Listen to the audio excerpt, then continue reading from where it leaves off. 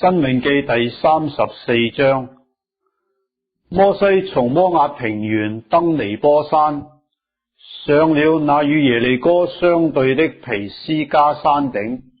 耶和華把基列全地直到但，拿弗他利全地，以法蓮、瑪拿西的地，猶大全地直到西海，南地和棕樹城耶利哥的平原，直到瑣爾，都指給他看。耶和華對他說：這就是我向亞伯拉罕、以撒、雅各起誓應許之地，說我必將這地賜給你的後裔。現在我使你眼睛看見了，你卻不得過到那裏去。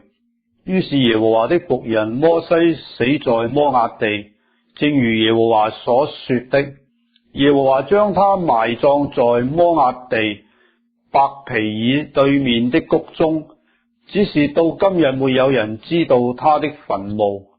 摩西死的時候年120歲，眼目沒有昏花，精神沒有衰敗。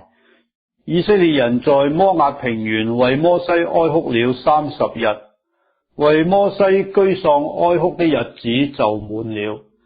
嫩的兒子約書亞，因為摩西曾按手在他頭上，他就被智慧的靈充滿。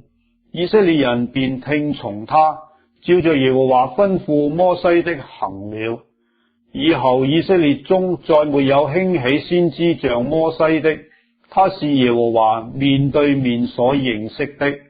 耶和華打發他在埃及地，向法老和他的一切臣僕，並他的全地行各樣神蹟奇事，又在以色列眾人眼前顯大能的手，行一切大而可畏的事。